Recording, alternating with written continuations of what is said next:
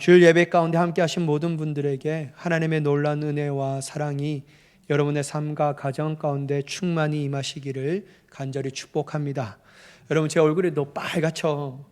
이게 왜 그러냐면요, 감기가 걸렸는데 약을 먹으면 제 부작용입니다. 알러지 부작용이 뭐냐면 얼굴이 빨개지고, 저는 이게 약이 안 맞으면요 딱꼭질이 그렇게 나와요.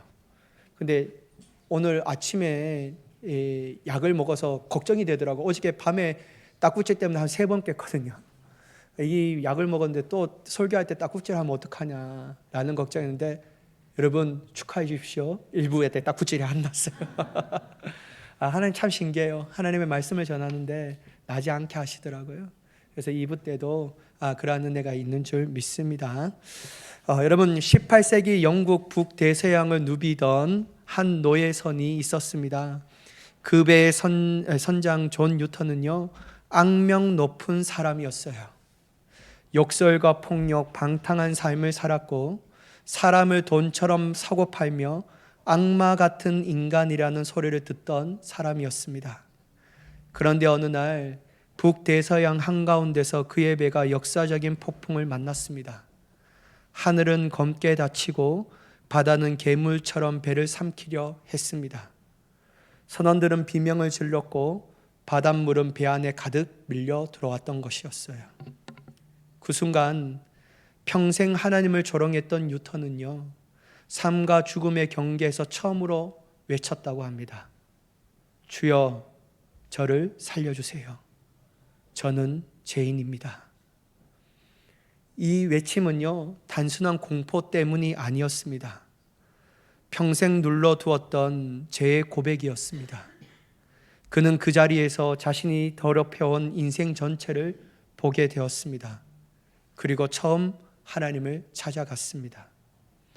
놀랍게도 폭풍이 지나갔고 배는 가라앉지 않았습니다. 이때 뉴턴이요, 이렇게 기록했어요. 그 밤 하나님이 내 영혼을 붙드셨다. 그날 이후 그는 노예 무역을 포기하였고요, 성경 읽기를 시작하며 하나님 앞에 삶을 돌이키기 시작했습니다. 그리고 어느 날 자신의 변화된 인생을 돌아보며 이 한 구절을 적었습니다. 나 같은 죄인 살리신 주 은혜 놀라워. 그게 우리가 잘 알고 있는 어메이징 그레이스라는 찬송가죠. 또한 여러분, 그는 마지막에 이렇게 고백했다고 해요. 저 이 고백 보면서 가슴이 찡했는데요. 나는 큰 죄인이었고 예수님은 크신 구주이시다. 존 뉴턴의 삶을 바꾼 것은요, 돈도 명예도 세상적 지위도 아니었습니다. 그가 삶을 바꾸기로 돌아선 것도 사회적 성공 때문에 이전의 악한 삶에서 돌아선 것도 아니었어요. 오늘 말씀에 따르면요, 하나님을 향한 경건한 근심으로 드려진 회개가 그의 인생을 놀랍도록 새롭게 변화시켰다라는 거예요. 사랑하는 여러분, 오늘 저는 이 말씀을 좀 나누려고 합니다. 여러분이 긴장한 모습이 보입니다. 왠지 회개라는 설교 제목을 듣고 나면 부담스럽고 듣고 싶지 않고 들으면 들을수록 기분이 나쁠 것 같고, 그래서 괜히 오늘 왔다, 가는 날이 장날이라고 이 다음에 올걸, 이런 생각이 들 수 있습니다. 그러나 여러분, 구원에 이르게 하는 회개를 통하여 여러분과 제 영이 다시 살아나기를 원합니다. 여러분들과 하나님과 관계가 회복되기를 원합니다. 여러분의 삶 가운데 거룩한 하나님의 자녀된 모습으로 이 땅 가운데 선한 영향을 끼치며 살아가기를 간절히 축복합니다. 그래서 여러분, 이 설교가 여러분들과 제가 부담이 되는 것이 아니라 우리에게 주신 하나님의 큰 은혜이며 축복이라고 고백되어지는 역사가 나타나기를 간절히 축복합니다. 여러분, 오늘 본문 절마다 다 나누자면요 1시간이라도 부족합니다. 그래서 핵심적 구절을 나눔을 통하여 구원에 이르게 하는 회개를 사모하는 결단이 일어나기를 원합니다. 본문 1절의 말씀인데요, 한번 같이 읽어볼게요. 시작. 그런즉 사랑하는 자들아, 이 약속을 가진 우리는 하나님을 두려워하는 가운데서 거룩함을 온전히 이루어 육과 영의 온갖 더러운 것에서 자신을 깨끗하게 하자. 여러분, 사도 바울이 이 약속을 가진 우리는이라고 이 말씀을 시작해요. 여기서 말하는 이 약속은 무엇일까요, 여러분? 바로 우리가 전주에 나눴던 6장 14절에서 18절까지 말씀 중에 하나인데요. 그 큰 핵심의 구절이 이거예요. 나는 그들의 하나님이 되고 그들은 나의 백성이 되리라. 너희에게 아버지가 되고 너희는 내게 자녀가 되리라. 다시 말해서 예수 그리스도를 믿고 하나님을 따르는 사람은요, 거룩한 하나님의 성전으로 살아갈 때 이 약속과 또한 이 약속의 성취를 누리며 살아가는 사람이라고 할 수 있는 거예요. 우리에게는 이 약속이 있는 거예요. 아니, 이미 이 약속이 성취되어 있음을 보게 됩니다. 왜요? 나는 하나님의 거룩한 성전이니까. 근데 여러분, 성전에 대한 하나님의 거룩한 성전으로 살아가는 약속과 약속의 성취를 누리며 살아가는 그들에게 또 이렇게 얘기해요. 사도 바울이 더욱더 힘주면서 얘기하는데요. 하나님을 두려워한 가운데서 거룩함을 온전히 이루어 육과 영의 온갖 더러운 곳에서 자신을 깨끗하게 하자라는 거예요. 여러분, 여기서 온전함을 이루자라는 문장을 직역하면요, 성화를 완성하며, 또 다른 말로 거룩함을 완성하면서 라고 해석할 수 있어요. 이것을 볼 때 여러분, 우리가 꼭 잊지 말아야 할 것이 있습니다. 우리가 예수님을 믿고 성화가 하루 아침에 완성되어 끝나는 것이 아니라는 거예요. 하나님께서 우리에게 주신 이 땅의 삶, 모든 시간 가운데 평생 우리가 어떤 것을 추구해야 된다고요? 성화를 추구해야 되는 거예요.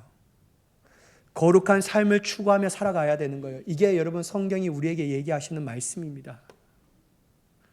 왜 여러분, 우리는 평생 성화를 추구하며 거룩함을 추구하며 살아가야 할까요? 왜냐하면 여러분, 이 땅 가운데서 어떻게든지 우리를 주님께로부터 멀어지게 하려는 목적으로 죄의 유혹과 마귀의 미혹은 끊임없이 몰려오기 때문이에요. 여러분, 1절의 말씀에 따르면 육과 영에게 끊임없이 찾아온다라는 거예요. 여러분, 창세기 4장 7절의 말씀 한번 보실까요? 같이 한번 읽어볼게요. 4장 7절 말씀 시작. 내가 선을 행하면 어찌 낯을 들지 못하겠느냐. 선을 행하지 아니하면 죄가 문 앞에 엎드려 있느니라. 죄가 너를 원하나 너는 죄를 다스릴지니라. 여러분, 여기서 원한다라는 뜻은 뭐냐면요, 지속적이고 집요한 욕망을 의미합니다. 다시 말해서 죄는 계속적으로 우리를 붙잡고 넘어뜨리려고 한다라는 거예요. 어느 때까지요? 주님 앞에 서는 날까지 말이에요. 그래서 여러분, 우리의 삶은요, 성화적 삶을 살아가야 합니다. 거룩한 삶으로 날마다 진일보해야 한다라는 거예요. 만약에 여러분들이 삶 가운데 성화가 그쳐지고 거룩한 삶에 대한 열망이 사라지면요, 여러분, 불보듯 뻔한 게 뭐냐면요, 넘어지는 거예요. 분명히 10분 전에는 내가 거룩한 삶을 추구하며 살아갔습니다.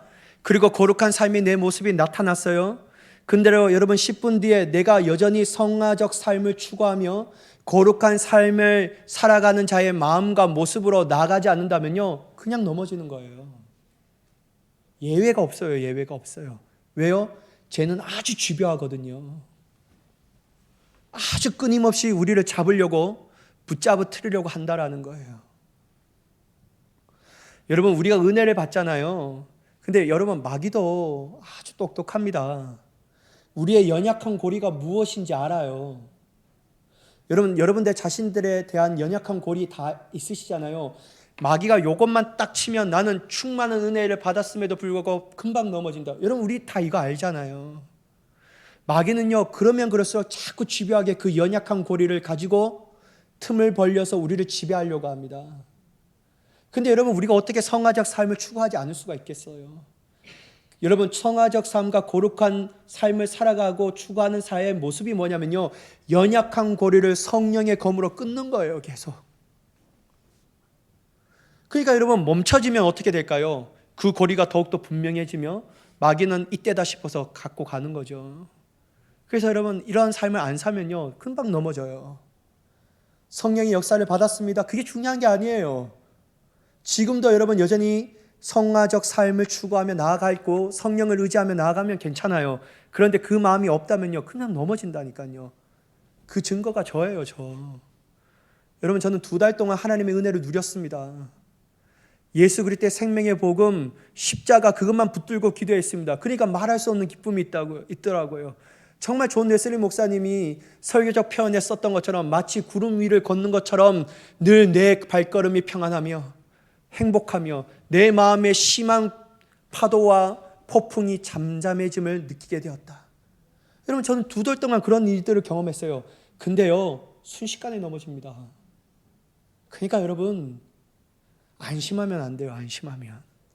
늘 우리에게 원하는 것은 집요하게 우리를 붙잡고 넘어뜨리려는 그 죄의 욕망 가운데서, 죄의 유혹 가운데서 빨리 끊어버리며 계속 성화적 삶을 추구하며 나아가야 합니다. 자, 여러분, 고린도후서 2장 11절 말씀 한번 보실까요? 같이 읽어볼게요. 시작. 이는 우리로 사탄에 속지 않게 하려 함이라. 우리는 그 계책을 알지 못하는 바가 아니로다. 여러분, 이게 뭡니까? 사탄의 유혹은요, 다양한 전략을 통하여 지속적으로 우리에게 온다라는 거예요. 그러면 여러분, 그 계책을 알지 못하는 바가 아니로다라는 건 뭐냐면요, 성화적 삶을 살아가는 사람들, 늘 하나님과 친밀한 관계를 가지며 살아가는 사람들을 알아요. 마귀가 지금 나를 유혹하는구나, 죄의 미혹이 나를 흔들려고 하는구나. 그러니까 어떻게 할까요? 그 죄를 다스립니다. 누구의 능력으로요? 성령의 능력으로 말이에요. 여러분, 영적 분별력이 있다라는 거예요. 이게 지금 나를 넘어뜨리려고 하는 거구나. 일단 여러분, 고린도전서 10장 12절 말씀 한번 볼까요? 같이 한번 읽어볼게요. 10장 12절 시작. 그런즉 손줄로 생각하는 자는 넘어질까 조심하라. 여러분, 사도 바울이 얘기해요. 말씀이에요. 죄의 유혹은 누구도 예외 없이 찾아온다라는 거예요. 늘 말씀 가운데 서 있는 사람에게도, 기도 가운데 깨어 있다라고 생각하는 사람들에게도 죄는 집요하게 찾아와 넘어뜨릴 기회를 계속 노립니다. 그래서 여러분, 사도 바울은 내가 선율로 생각하느냐, 그래서 게을러지고 나태해지고 거기에 자기의 만족을 누리면 너는 어김없이 넘어지는 자다. 그거 얘기하는 거예요. 여러분, 여러분들로 선줄로 생각하십니까? 그럼 더욱더 성화적 삶을 추구해야 합니다. 더욱더 나아가야 하는 거예요. 안 나가면 넘어진다니까요. 신앙이 나는 왜 이렇게 좋지? 저 사람이 하지 못하는 걸 알아. 근데 그 주신 하나님 앞에 무한한 영광을 돌려드리지 않는다면요, 자기 도취에 빠져버립니다. 내가 말이야. 이러면 여러분 넘어져요. 사단이 그걸 굉장히 좋아하거든요. 여러분, 성경의 위대한 인물도요, 어김없이 넘어짐을 볼 수 있어요. 여러분, 아브라함은 아내를 몇 번이나 이 누이라고 속이죠? 여러분, 성경 읽으시죠? 자, 여러분, 이러면 안 됩니다. 이게 가감하게 얘기해 보십시오. 몇 번이나? 2번이에요. 한 번은 할 수 있어요. 2번이나 그래요. 내 누이입니다. 자기 죽을까 봐. 여러분, 아브라함이요, 믿음의 조상이었던 아브라함도 이렇게 넘어지는 거예요.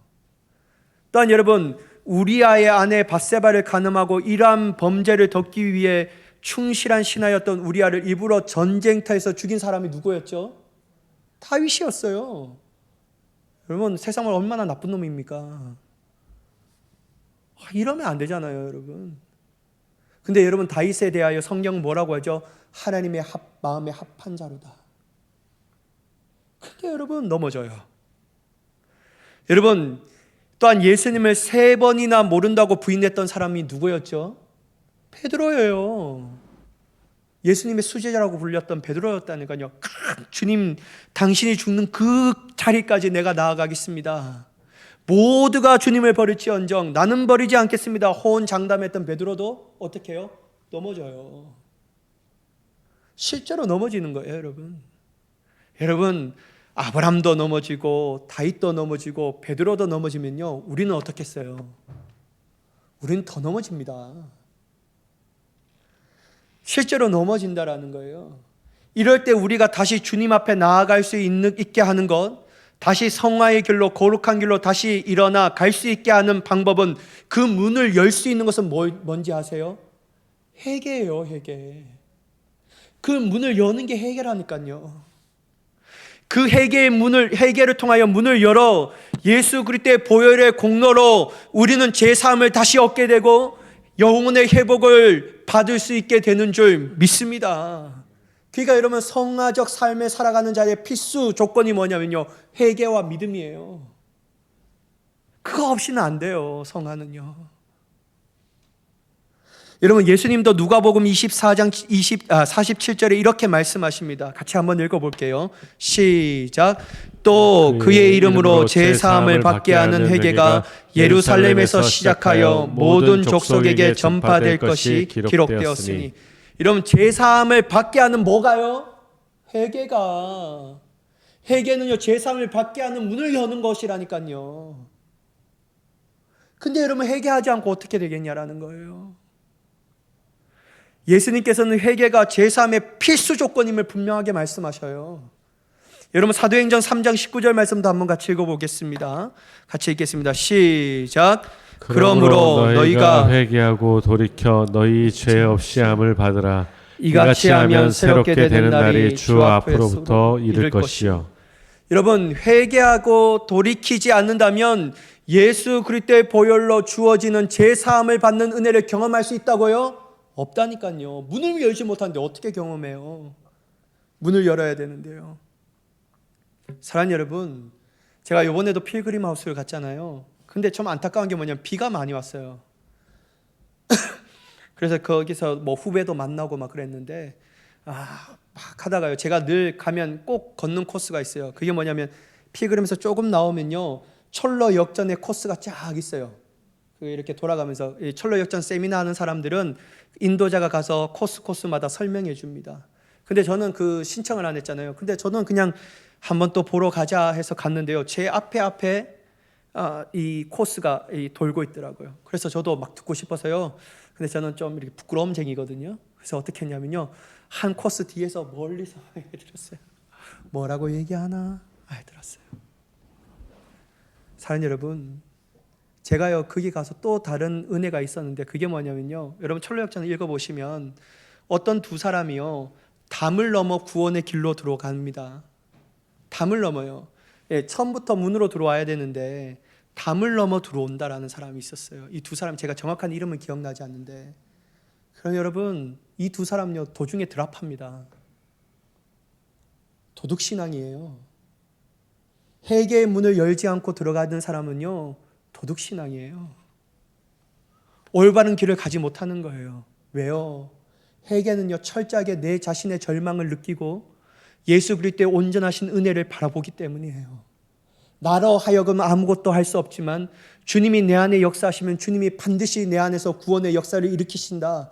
절대적 주님의 의지와 절대적 하나님을 향한 순종입니다. 그러니까 여러분, 그 신앙의 문으로 들어가지 않는 이상은 어느 정도는 갈 수 있겠지만 나중에 되면 돌아갑니다. 다시 세상으로요. 사랑하는 여러분, 저와 여러분이 도둑신앙을 하지 않기를 간절히 축복합니다. 문을 열고 들어가야 합니다. 회개의 문을 열고 들어가야 돼요. 여러분, 예수 그리스도를 믿고 하나님을 사랑하여 성화의 길을 향하여 날마다 나아가는 사람들에게 필요한 것은요 회개예요. 그리고 예수 그리스도의 보혈의 은혜를 믿고 그 은혜로 용서함을 받는 것입니다. 우리는 넘어지고 자빠집니다. 그러나 여러분, 우리가 그것이 끝이 아닌 이유가 뭡니까? 회개할 수 있는 하나님의 은혜를 받고 있기 때문이에요. 회개하고 예수 그리스도의 보혈을 간구할 수 있는 은혜를 여전히 하나님이 우리에게 주시는 거예요. 그래서 여러분, 그 은혜 가운데 순종하며 나아가면요 더 이상 누구도 우리를 정죄하지 못합니다. 여러분, 이게 제 말이 아니에요. 로마서 8장 1절의 말씀이잖아요. 한번 같이 읽어볼까요? 같이 읽어보겠습니다. 시작. 그러므로 이제 그리스도 예수 안에 있는 자에게는 결코 정죄함이 없나니. 여러분, 실패하고 쓰러지고 괜찮다니까요. 그런데 문제는 거기만 계속 있으면 안 돼요. 왜냐하면 거기는 생명이 없으면 분명하기 때문에. 그러면 어떻게 되냐? 다시 일어나 회개하고 복음의 문을 열어야 합니다. 예수 안에 있는 자가 되어야 합니다. 예수 안에 있기만 한다면 어떤 누구도, 어떠한 영적 존재도 우리를 정죄할 수 없다라는 거예요. 어떤 누구도 우리를 정죄할 수 없다니까요. 사랑하는 여러분, 회개의 문을 열고 들어가 예수 안에 있는 복음의 자리에 앉는 저와 여러분이 되기를 예수님의 이름으로 간절히 축복합니다. 그래야지만 살 수 있는 거예요. 여러분, 예전이나 지금이나 많은 성도님들이 좋아하는 설교의 유형은 누구보다도 제 자신이 잘 알고 있습니다. 복, 건강, 그리고 위로. 무거운 설교 싫어합니다. 천국, 지옥, 거룩, 회개, 회심, 영적 전쟁, 이런 메시지를 전하는 목사님들은요, 인기가 별로 없어요. 가볍게 듣고 기분 좋게 하는 설교를 듣기를 원하고 그러한 교회를 찾아가는 사람들이 훨씬 많다는 거 저 자신도 너무 잘 압니다. 그렇다면 여러분, 한번 성경을 보자고요. 여러분, 사도 바울은 그런 거 몰라서 그런 거 알아서 그렇게 한 사람이었습니까? 어떻게 하였을까요, 사도 바울이요? 성도님들이 듣기 좋아하는 복만을 얘기했을까요? 아니면 어떻게 하면 건강하게 오래 살 수 있을까? 그거 얘기했을까요? 아니면 로마 압제 가운데 지치고 삶이 어려운 성도들에게 위로에 관한 설교만 했을까요? 듣는 사람도 기분 좋고 들을 수 있고 전하는 사람도 부담 느끼지 않을 수 있는 그러한 설교만 사도 바울이 전했을까요? 절대로 아닙니다, 여러분. 여러분, 사도행전 20장 20절 말씀을 보실까요? 제가 한번 읽어볼게요. 유익한 것은 무엇이든지 공중 앞에서나 각 집에서나 꺼리낌 없이 여러분에게 전하여 가르치고. 여러분, 사도 바울은요, 어떻게 보면 기분 좋게 하는 설교와 먼 사람입니다. 가벼운 설교가 전혀 상관없는 사람이에요. 복, 건강, 위로만을 설교하는 사람과는 전혀 먼 사람이었다니까요. 그의 설교지 메시지의 핵심 유익한 것이 무엇입니까? 그가 목숨을 걸고 전했던 설교의 메시지가 뭡니까? 예수 그리스도의 십자가와 부활이었습니다. 이것이 공중에게 유익만 된다면 나는 꺼리낌 없이 그들의 유익을 위해서 거침없이 가르쳤다. 여러분, 이러한 관점에 볼 때 사도 바울이요, 고린도 교회의 첫 번째 편지를 보낼 때 엄청나게 책망합니다. 고린도 전서 한번 읽어보세요, 여러분. 사도 바울이 얼마나 엄히 책망하는지 볼 수 있어요. 물론 여러분, 사도 바울도 인간이기 때문에요, 너무나 이렇게 편지를 보낸 것을 때로는 후회하기도 해요. 이것 때문에 그들을 근심한 것은 아닌지 염려가 마음에 들었어요. 본문 8절과 9절의 말씀 보실까요? 보세요, 여러분. 그러므로 내가 편지로 너희를 근심하게 한 것을 어떻게 한다고요? 후회하였으나. 후회하였으나라고 말해요. 여러분, 여기서 사도 바울의 인간적 고뇌를 볼 수 있는 거예요. 이 편지가 성도들에게 상처를 주지 않았을까? 이 편지 때문에 고린도 교회와 관계가 더 멀어진 것은 아닐까? 책망은 사랑에서 오지만 사랑의 책망도 아프다는 것을 잘 알기에 사도 바울이 잠시 후회하고 근심합니다. 괜히 보냈나, 내가 좀 약하게 보낼걸, 이런 생각을 가지는 거예요. 물론 여러분, 고린도 교회 문제 많았습니다. 책망받아 마땅하였습니다. 왜 그렇죠, 여러분? 사도 바울을 비방해요. 죄를 방치한 교회의 태도가 문제였어요. 사도권을 희롱하는 일부의 사람들이 있었습니다. 그리고 가장 큰 문제는 교회의 공동체 분열을 가만히 내버려 두는 거예요. 이 문제가 진짜 크고 죄인데 죄라고 인식조차도 못하는 거예요, 고린도 교회가. 그 죄를 깨닫게 하기 위해서라도요, 사도 바울은 엄히 책망해야만 했습니다. 그러나 그도 사람이기 때문에 당연히 근심하고 후회가 되죠. 여러분, 저는요, 이 사도 바울의 말에 100번 공감합니다. 100% 공감해요. 여러분, 저도요, 센 설교를 하고 나면요, 저도 이렇게 뒤에서 인사하면요, 제 마음 가운데 오만 생각이 지나갑니다. 와, 내가 너무했나? 그냥 좀 가볍게 할 걸. 우리 교회 다음 주부터 안 나오신 분들이 있겠구나. 내가 이 교회만 다니냐? 다른 교회도 있다. 이렇게 생각하는 사람들이 있는데, 좀 참을 걸. 그냥 정도의 강함만을 좀 벌할 걸. 막 이런 생각이 들어요. 그래서 막 후회가 돼요, 후회가 돼. 다음 주는 그러지 말아야지. 근데 또 다음 주에 똑같이. 그래서 여러분, 저는 이 사도 바울의 마음에 공감합니다. 근데 여러분 보세요. 결국 사도 바울의 책망을 통하여 고린도 교회 교인들이요, 자신들이 얼마나 하나님의 마음을 아프게 했는지 그때야 깨달아요. 내가 교회를 어지럽게 했구나, 이걸 인식하게 돼요. 그래서요, 하나님께서 자신들에게 근심을 주셨다는 것을 알아요. 그것을 여러분, 근심을 반발감이 나고 대적하고, 난 사도 바울은 이제 안 봐, 아유 저런 인간 내가 매정하기도 하고, 어떻게 저렇게 우리에게 강하게 얘기할 수 있어, 난 이제 안 봐, 이렇게 반발하며 나아가는 것이 아니라 도리어 이것은 하나님께 주신 나에게 은혜다, 은혜로 여깁니다. 그래서 여러분 7절의 말씀처럼 그들이 어떻게 하냐면요, 사모함과 애통함을 가지고 그 죄에서 돌이켜 하나님께로 삶의 방향을 돌이키려고 했다라는 거예요. 이 소식이요, 디도를 통하여 사도 바울이 듣게 되는 거예요. 그러니 여러분, 사도 바울은 이제는 내가 후회하지도 않고 근심하지 않는다라고 말합니다. 왜 그렇죠? 그들이 근심함으로 회개하였고 그 결과 구원에 더 가까워질 수 있었다라는 거예요.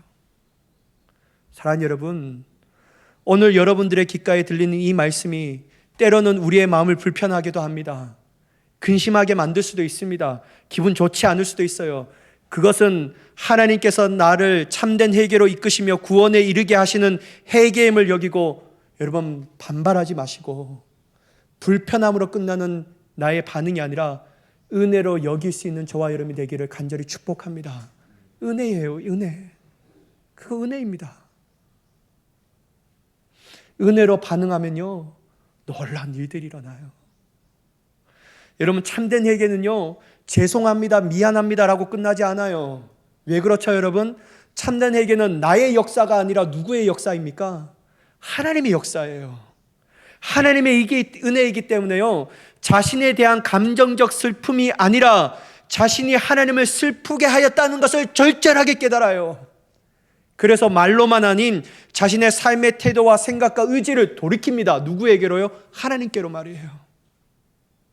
이제는 하나님께서 기뻐하시는 것, 즐거워하시는 것, 행복하시는 것을 하기를 정말로 열망하며 간절히 사모하게 되는 거예요.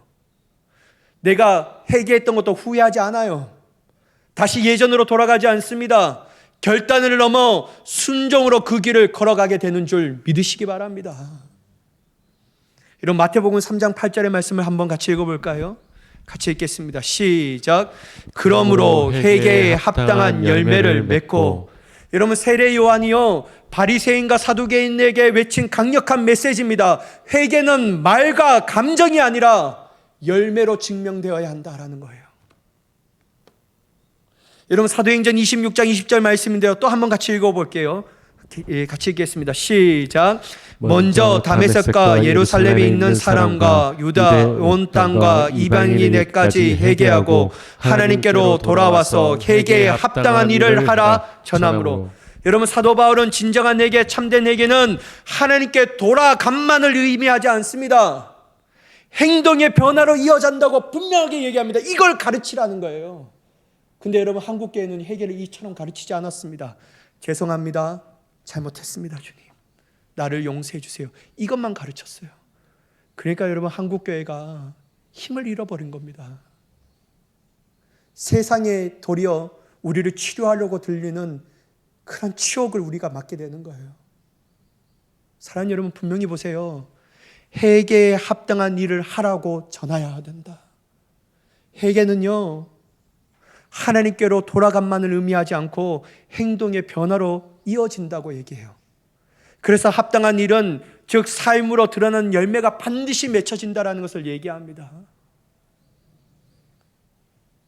사랑하는 여러분, 회개는 우리의 수치가 아니에요.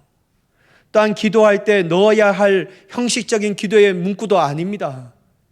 그리고 회개는 그냥 죄를 지었을 때 내 자신의 양심의 가책을 조금이나마 씻을 수 있는 도구가 아니라니까요. 회개는요, 진짜 하나님께로 돌아가 주님이 원하시는 삶의 모습으로 바꿔져 가는 거예요. 되돌아가지 않습니다. 거역하지 않아요. 불순종하지 않는 거예요. 만약 우리가 구원에 이르게 하는 회개의 삶을 날마다 살아간다면요, 우리 안에 말할 수 없는 기쁨을 누리게 되는 거예요. 그게 왜 그러냐면요, 구원의 즐거움이 그때 회복되니까 말이에요. 여러분 다윗 한번 보세요. 밥세바를 범하고요, 나단에게 책망을 엄청 받습니다. 그래서 여러분 사도 바울은요, 눈물로 자신의 침상을 띄울 정도로 회개합니다. 그러면서 이렇게 말해요. 시편 51편 12절 말씀 한번 같이 읽어볼까요? 시작. 주의 구원의 즐거움을 내게 회복시켜 주시고 자원하는 심령을 주사 나를 붙드소서. 여러분 다윗 또한 회개하고 죄의 용서함의 은혜를 받으면 그것으로 끝나는 것이 아니라 삶의 변화로 이어지기를 간절히 원했습니다. 또한 삶의 변화로 끝나는 것이 아니라 죄로 말미암아 잃어버렸던 가장 중요한 주의 구원의 즐거움이 회복되었다라고 말해요.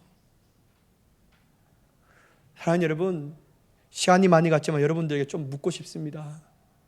여러분 예수 믿는 게 즐거우세요? 진짜 여러분 진짜 절절하게 묻고 싶어요.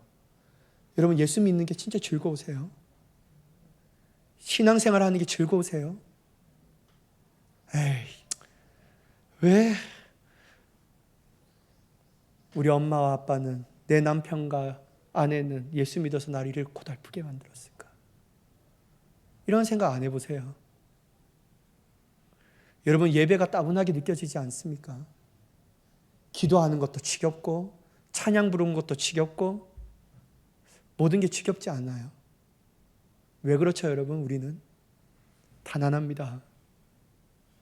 회개함을 통하여 주어지는 구원의 즐거움을 맛보지 못하기 때문이에요. 다 잃어버렸어요. 우리가 다 잃어버렸다니까요. 사랑하는 여러분, 구원에 이르게 하는 회개는요, 반드시 우리 삶 가운데 역사하는데 잃어버렸던 구원의 즐거움으로 신앙생활하게 합니다. 예수 믿는 게 즐거운 거예요. 예수 믿는 게 행복한 거예요. 천하고 천한 내가 하나님 앞에 갚을 수 있는 길이 없는데, 10,000가지 은혜를 내가 받았는데 단 한 가지라도 제대로 바꿀 수 있는 게 없는데, 여러분 우리가 주님 앞에 기도하며 나아갈 수 있는 것은요, 온전히 주님 앞에 그 은혜의 즐거움으로 인하여 고백하며 나아가는 것밖에 없는 거예요. 여러분 지금 깨우잖아요. 깨어나십시오 라고 말하잖아요. 사랑하는 여러분, 참된 회개를 경험할 수 있는 저와 여러분이 되기를 간절히 축복합니다. 그래서 여러분 예수 즐겁게 믿으십시다. 즐거운 신앙 하기를 원합니다. 상황과 환경이 조건이 되어서 즐거워하는 그 신앙 말고요, 예수 그리스도로 말미암아 주어지는 즐거운 신앙, 내 구원은 저 하나님 나라에 있다. 이것 때문에 즐겁고 행복한 신앙이 저와 여러분의 신앙이 되기를 예수님의 이름으로 간절히 축복합니다. 근데 여러분 시간이 많이 지났는데요, 하나만 더 할게요. 가고 싶은 사람 가셔요. 하나만 더 할게요. 여러분 이 회개는요, 공동체를 새롭게 변화시키거든요.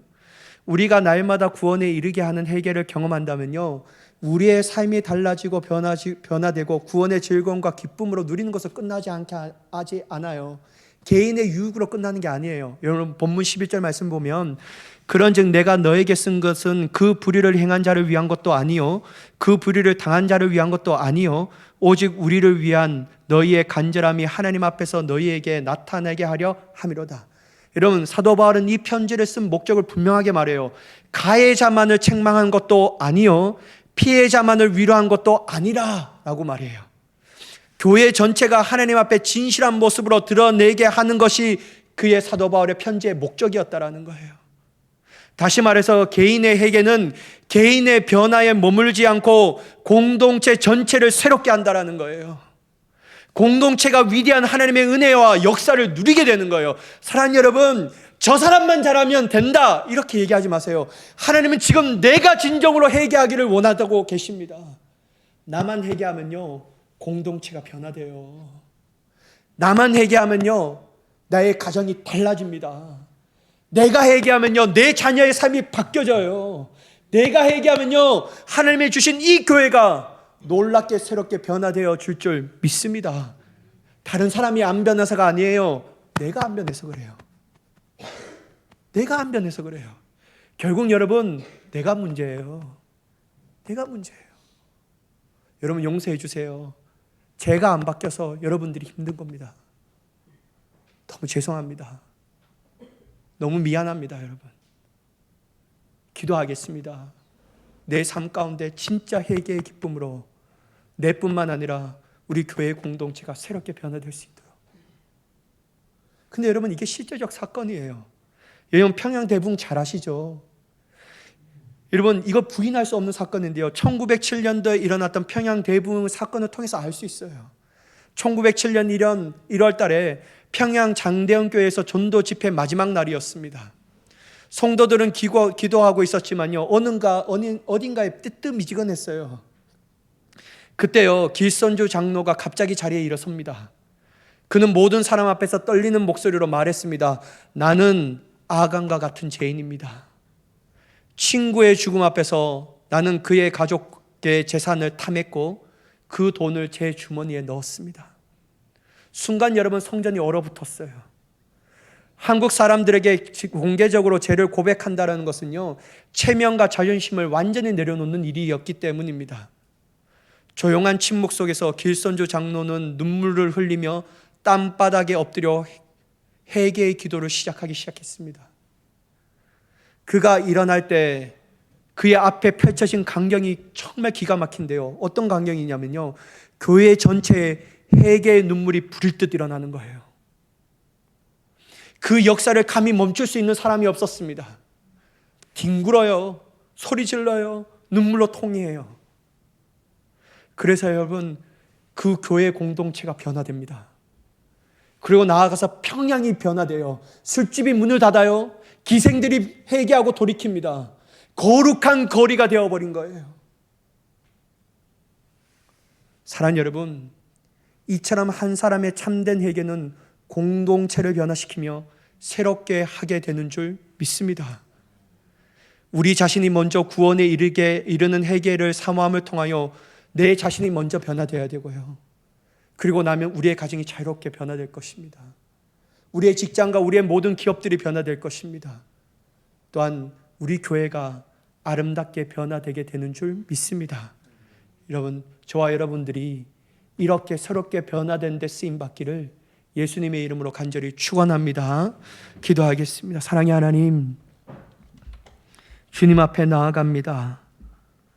말로만 회개하고 감정적으로 회개하는 것에 끝나는 것이 아니라 삶의 태도와 생각과 의지를 변화시켜 하나님 앞에 돌아가며 이제는 하나님이 기뻐하시고 즐거워하시고 행복하시는 일에 힘쓰며 나아갈 수 있는 우리가 되게 하여 주시옵소서.